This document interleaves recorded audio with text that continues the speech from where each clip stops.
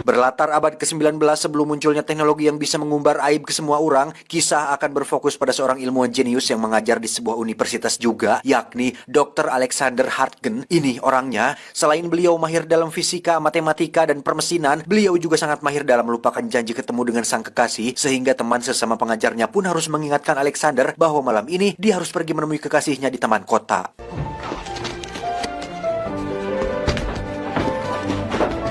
Ketika si teman berada di rumah Alex, dia pun melihat begitu banyak alat-alat ciptaan Alex yang dianggapnya aneh saat itu, seperti sikat gigi otomatis yang bisa berputar sendiri, dan alat-alat lain yang dianggapnya tidak terlalu berguna.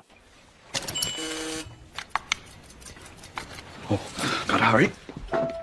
Singkat cerita, malam pun tiba. Ketika Alex dalam perjalanan menuju taman kota, di situ dia melihat seseorang yang menggunakan sebuah kendaraan beroda 4 dengan tenaga uap yang kala itu benda tersebut masih dianggap sangat langka dan hanya dimiliki oleh kalangan tertentu saja. Akibat terkesima melihat kendaraan beroda 4 tadi, Alex pun sampai kelupaan bahwa dia kudunya membeli bunga untuk menyambut kedatangan kekasih yang baru datang dari luar negeri. Di mana saat Alex mengajaknya jalan-jalan ke tempat sepi, di situ Alex memutuskan untuk memberikan sebuah cincin sebagai tanda bahwa Alex akan segera menikahi sang kekasih.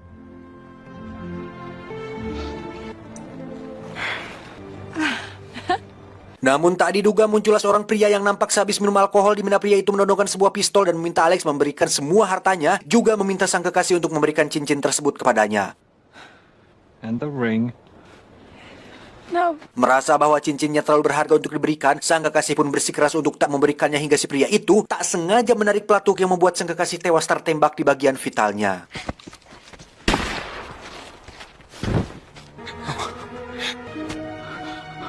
Bertahun-tahun setelah kematian sang kekasih, Alex kini lebih fokus di rumah dengan menyelesaikan perhitungan dan rumus-rumus fisikanya, di mana si teman yang merasa simpati pun mengajaknya untuk sesekali keluar rumah dan main PS bareng. Tetapi Alex yang masih sakit hati dengan kehilangan sang kekasih pun tetap ingin menyelesaikan apa yang sedang dikerjakannya dan meminta si teman untuk tak datang mengganggunya lagi.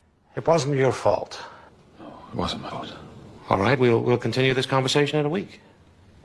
Dan ternyata, selama bertahun-tahun dari insiden kematian sang kekasih, Alex diam-diam telah membuat sebuah mesin waktu yang terdiri dari beberapa komponen yang ditemuinya pada zaman itu, namun tidak dijelaskan lebih lanjut apa inti atau sumber tenaga yang menghidupkan mesin tersebut. Tapi intinya, Alexander bermaksud untuk pergi ke masa lalu dan merubah takdirnya dan sang kekasih supaya bisa tetap hidup sampai menikah dan bahagia selamanya. Dan ketika tuasnya ditarik dan mesinnya mulai bergerak, tiba-tiba...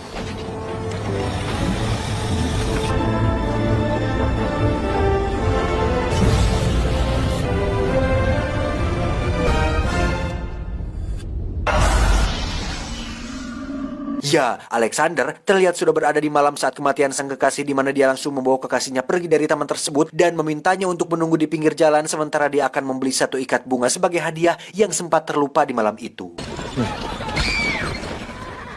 Tapi ternyata takdir memang tidak bisa diubah karena ternyata sang kekasih tewas dengan cara lainnya, di mana hal itu membuat Alexander semakin bersedih tatkala harus ribuan kali pergi ke masa lalu dan melihat ribuan kali kematian sang kekasih dengan cara yang berbeda, yang hal itu menjadi sebuah pertanyaan tersendiri bagi Alexander mengenai kenapa manusia tidak bisa merubah masa lalu. I could come back 1,000 times. See her die 1,000 ways. Maka dari itu, Alexander pun memutuskan untuk maju ke masa depan, berharap di sana dia bisa menemukan jawaban atas pertanyaannya tersebut. Dan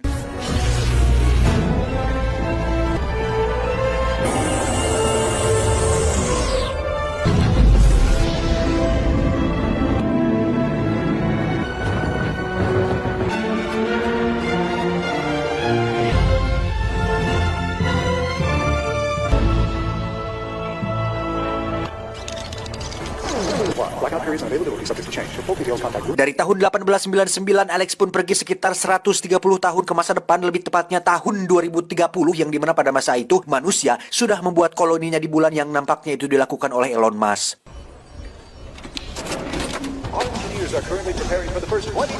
Alexander pun turun dari mesin waktunya dan menghampiri seorang wanita yang mengatakan tentang penampilan Alex yang retro atau jadul. Kemudian Alex pun pergi ke perpustakaan kota dengan tujuan untuk mencari tahu jawaban atas pertanyaannya tentang kenapa masa lalu tidak bisa diubah. Alright, attention everyone.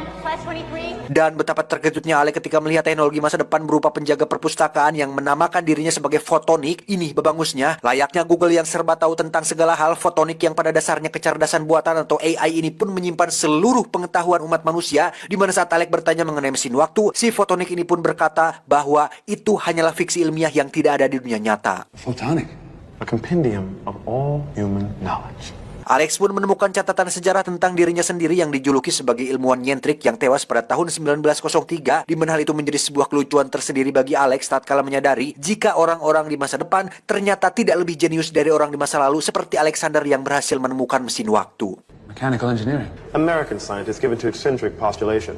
Tell me about the time machine. Karena tidak mendapatkan jawaban atas pertanyaannya, Alex pun pamit pergi menuju ke beberapa tahun selanjutnya, di mana saat baru melewati 7 tahun, yakni tahun 2037, mesin waktu pun tiba-tiba bergetar hebat oleh karena terjadinya sebuah insiden ketika manusia yang berkoloni di bulan tak sengaja membuat ledakan yang mengakibatkan bulan meledak dan mengubah jalur orbitnya. Where's your designated evacuation center? That's impossible.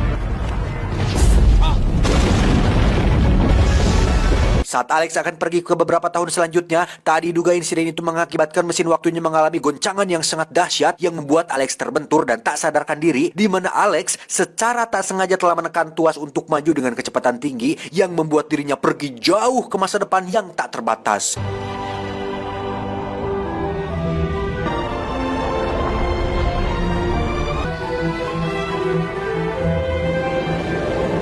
Dalam kondisi pingsan selama berjam-jam, Alex tak tahu jika dirinya sudah melewati ratusan musim, ratusan perubahan iklim, dan perubahan struktur bumi yang dimana saat Alex siuman, dia pun sudah berada di tanggal 16 Juli tahun 802-701, series layangan putus sudah pasti sudah tamat tuh. Ketika siuman untuk kedua kalinya, Alex pun sudah terbaring di atas ranjang dengan interior desain ala-ala primitif, di mana saat dia akan keluar, Alex pun langsung dikejutkan saat melihat begitu banyak rumah-rumah bambu yang menempel pada dinding tebing. Oh.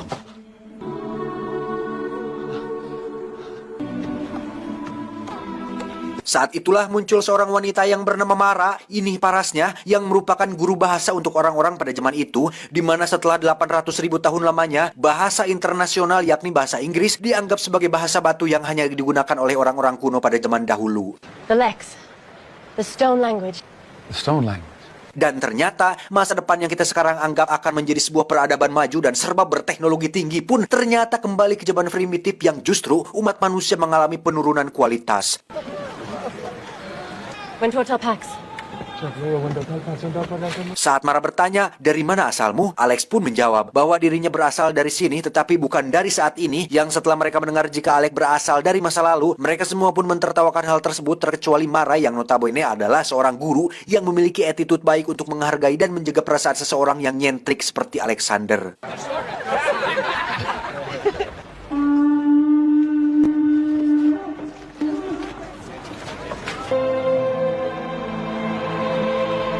Saat malam tiba ketika Alex bersantai dengan Mara, dia pun melihat bulan sudah tidak lagi bulat melainkan terpecah menjadi beberapa bagian akibat kejadian pada tahun 2037 tadi, sehingga sekarang sudah tidak ada lagi yang namanya manusia serigala.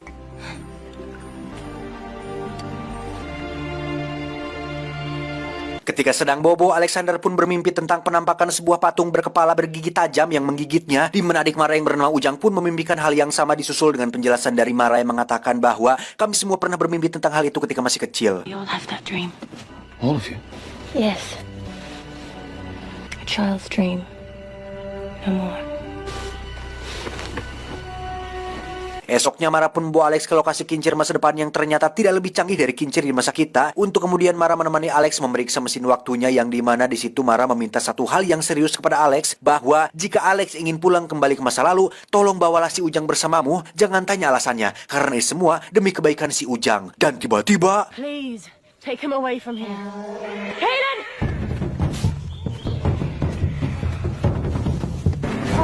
What's going on? ya, muncullah sesosok makhluk berwajah kera yang memburu mereka semua, di mana selain mereka muncul dari bawah permukaan tanah, mereka juga menggunakan sebuah sumpit untuk senjata dan menculik dan membawa mereka semua ke dalam dunia bawah tanah.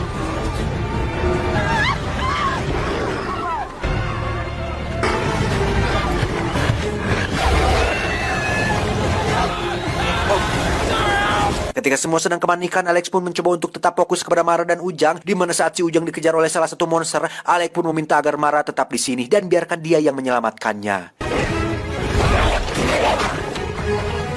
Ketika Ujang sudah selamat, kini giliran Alex berusaha untuk naik ke atas kincir yang di situ Alex berhasil menendangnya jatuh ke bawah. Tetapi karena makhluk itu pantang menyerah dan kau tak sendiri, maka Alex pun harus berusaha lebih keras hingga akhirnya muncul si Ujang yang mengarahkan obor ke si makhluk tersebut.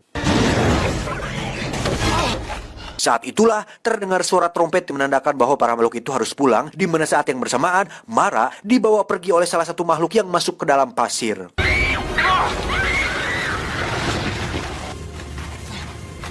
Heran dengan tindakan para warga yang tidak mau melawan, Alex pun merajuk dengan mengatakan bahwa harusnya kalian kuat, harusnya kalian bersatu untuk melawan makhluk-makhluk itu. Jangan mengulangi kesalahan kami di masa lalu yang tidak pernah merasakan damai dan terus dijajah oleh perang dan ekonomi elit global. This is the world. Why don't you fight back? We're taken first. Alex pun meminta si Ujang untuk menunjukkan tempat yang mungkin bisa membantu, di mana si Ujang langsung teringat dengan lokasi yang sebenarnya terlarang untuk didatangi, yakni sebuah lokasi yang kata orang terdapat hantu yang mendiami tempat tersebut. But we all know the place What place? where the ghosts are. Dan ternyata itu adalah lokasi si fotonik kecerdasan buatan yang pernah Alex temui di tahun 2030, yang oleh karena sumber tenaganya berasal dari fusi nuklir, makanya dia masih bisa bertahan meski sudah melewati 800.000 tahun lebih. Right up your alley, I would think. Photonic, right? I am the last. T.S. Eliot. Si fotonik pun menjelaskan bahwa sekarang umat manusia terbagi menjadi dua ras, yakni ras permukaan tanah dan ras bawah tanah, sehingga bisa disimpulkan bahwa makhluk yang kita lihat tadi sebenarnya adalah manusia yang sudah berevolusi selama ribuan tahun oleh karena kondisi ekstrim yang berada di dalam bawah tanah. Hal itu pun si fotonik ketahui ketika dia bertemu dengan seseorang yang pernah jadi tawanan kaum ras bawah tanah yang kabur ke tempat ini, di mana orang tersebut bersembunyi di tempat ini selama beberapa bulan, yang membuatnya memiliki teman mengobrol sampai akhirnya dia meninggal dan sekarang yang tertinggal hanyalah tengkorak dan tulang belulangnya saja. And if the truth is so horrible, it will haunt your dreams for all time. Well, I think I'm used to that. Saat Alex bertanya, apakah kamu mengetahui kemana jalan masuk menuju dunia bawah tanah? Si fotonik pun menjawab bahwa tentu saja, ikuti saja arah timur, nanti kau akan menemukan sebuah patung kepala bergigi tajam yang merupakan jalan masuk menuju ke dunia bawah tanah. My friend said he came from the east. From the jungle. Tiba di sana, Alex pun menyuruh Ujang untuk pulang dan meminta bantuan sebisanya sampai dia berhasil menyelamatkan Mara kakaknya. Alex perlahan masuk ke dalam dunia bawah tanah, di mana di situ dia melihat begitu banyak ras bawah tanah yang ternyata melakukan pekerjaan seperti memandai besi. Yang ketika mereka sedang sibuk-sibuknya, Alex pun mencoba masuk ke sebuah ruangan yang di situ terdapat banyak sekali tumpukan pakaian bekas para korban yang telah mereka bunuh dan dimakan. Dan tiba-tiba, ya, Alex pun terjatuh ke dalam kolam penuh tulang belulang manusia untuk kemudian dia ditarik dan dimasukkan ke dalam sebuah ruangan khusus yang ada si Mara di dalam situ.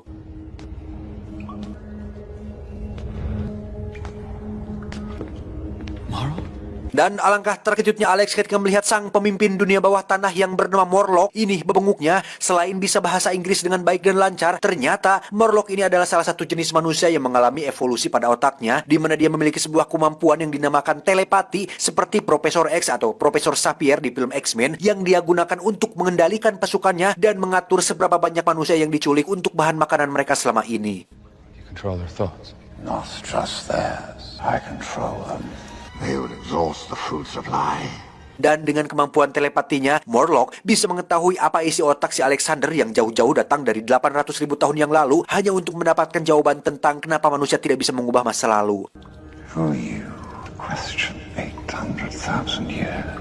Dan tak disangka Morlock ternyata memiliki jawaban tentang pertanyaan Alex, bahwa ada dua hal penting tentang jawaban atas pertanyaannya tersebut, yakni tentang takdir dan nasib, yang dimana takdir merupakan ukuran dan nasib adalah hasilnya. Dengan kata lain, takdir tidak terlihat dan nasib adalah hasil yang terlihat. Dan masa lalu yang ingin diubah oleh Alex adalah termasuk takdir yang bagaimanapun Alex ingin mengubahnya, nasib atau hasilnya akan tetap sama, karena itu adalah sebuah ketetapan atau jalan hidup yang tidak bisa diubah oleh siapapun, kecuali oleh Yang Maha Kuasa.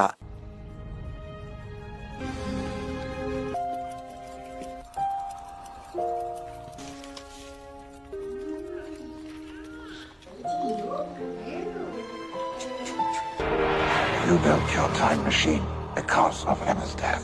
Karena Morlock bisa mengendalikan pikiran dan Alex bisa mengendalikan waktu dengan mesin waktunya, Morlock merasa bahwa terdapat persamaan antara dirinya dan Alex sehingga Morlock dengan baik hati mempersilahkan Alex untuk pulang kembali ke zamannya sesuai dengan takdir atau jalan hidupnya.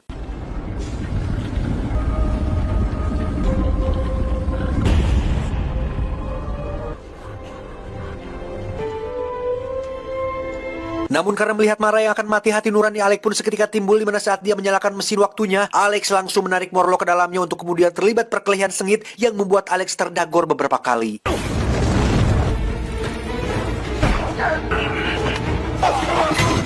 Ketika dalam posisi terdesak, Alex pun segera memecahkan pipa gas yang membuat Morlock terjengkang dan tergantung, yang pada saat bersamaan, Alex segera mendorong tuasnya yang membuat Morlock mengalami penuaan drastis sehingga Alex menang dalam pertarungan tersebut.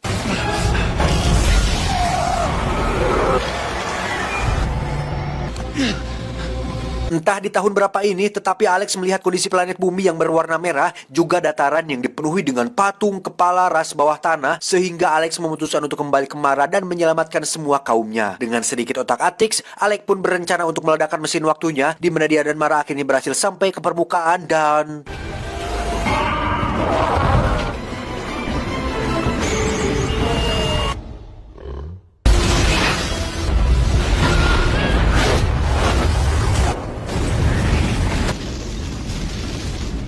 Setelah ras bawah tanah binasa dan Alex tidak bisa pulang lagi ke zamannya, kini saatnya dia memiliki sebuah misi baru untuk memulai kembali sebuah peradaban baru dengan menggunakan si fotonik untuk mengajari anak-anak dan remaja tentang bahasa dan semua ilmu pengetahuan. Sementara itu, Alex dan Mara pun memutuskan untuk menikah dan tidak akan lagi mengingat tentang masa lalu, karena masa lalu adalah tempat yang bagus untuk dikunjungi, tetapi bukan tempat yang baik untuk ditinggali. Anda boleh mengingatnya, tetapi jangan terjebak olehnya. Belajarlah dari kesalahan di masa lalu, bukan mengulanginya. Itu. Well, it was different then.